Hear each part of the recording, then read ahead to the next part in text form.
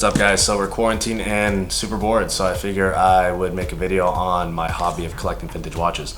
I just ordered this vintage Bulova from 1956 off eBay for a whole $44.68, I'm pretty sure. I typically buy most, if not all, my watches off eBay or some type of forum. I don't like paying retail, and plus when I buy it used at the market price, I'm able to just resell every watch I get and just buy another one. So I never actually keep spending money on it, and they retain their value instead of like buying like an MVMT watch or a Michael Kors watch and for $300 and it being worth 20 bucks the next day. I've been collecting vintage watches since I want to say 13. My daily wear is a Rolex Oysterdate from 1961.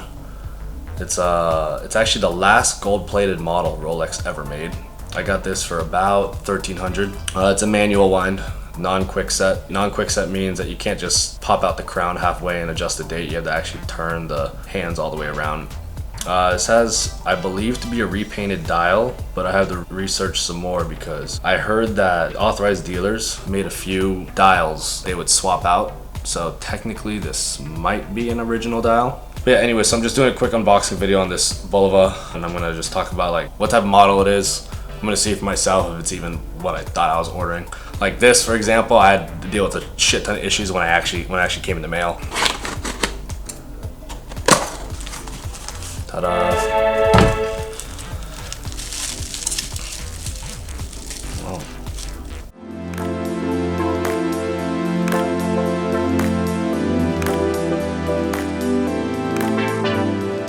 It actually looks better than I expected it to look.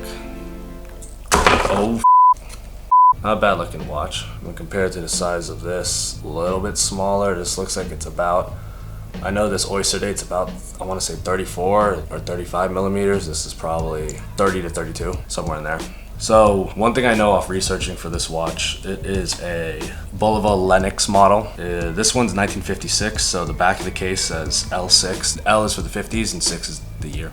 So 1956. Serial number is B576728. Yeah, the reason why I wanted this, I was just cruising on eBay. I always look on eBay to see what I could find, and I noticed that it's not a repainted dial, and it has the sub dial for the seconds. So yeah, based on my research, it's a 17 jewel manual wind movement. We'll check it out if it's actually 17, the original movement. Again, it was made in 1956. It retailed for $42.50 in 1956. So adjusted for inflation, that's about $500 today. It's 10 karat gold filled. The difference between gold filled and gold plated is plated just a super thin layer of electroplating. Gold filled is there's actually a pretty thick amount of gold bonded to the metal surface.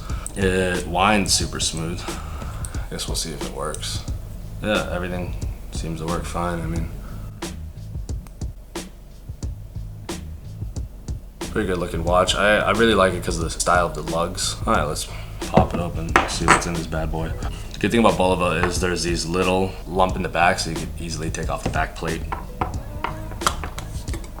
So what people would do back in the day, I don't know if they still do this now, but it used to be that when a watch gets serviced, they would scratch it into the inside of the back plate, the date, so you would know when it got serviced last. It looks like this was serviced at one point in 5/10/1984 and another time 5/7/1966. Then I don't think in modern times they etch it in anymore.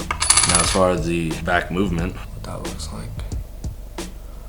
See, this is what's cool. You can get a watch like this, all original, manual wind, Swiss-made movement, all for $42. Meanwhile, people pay hundreds of dollars for an MVMT or some bullshit designer watch brand.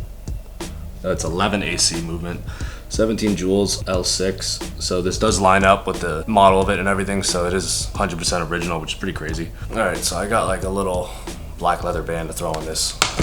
Now I know this is a 16 millimeter watch band. It seems like it's gonna take a 14 millimeter, but it kind of sits all right. So I think I might just let it roll. And boom, there you go.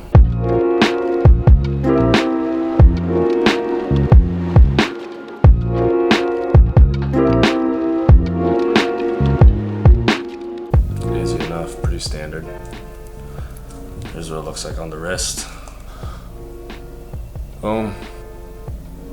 Looks pretty good to me. So yeah, good thing why you should buy vintage watches. is one, they retain their value, like I was saying, and two, they're actually high quality watches with mechanical movements. Like this, it's a 64-year-old movement, 64-year-old case.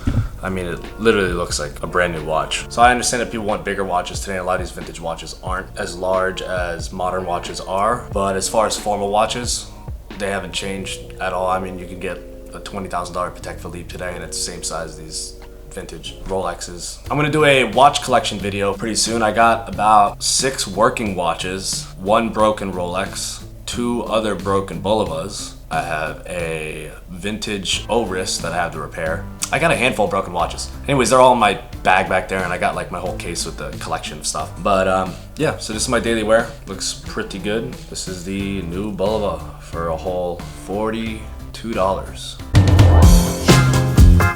Cool thing about Bulovas too, there's a website called mybulova.com. You can just research almost any single model there is on there. And if you can't figure it out, you can just post on the forums and people will point it out for you. Which is pretty cool and they're super cheap.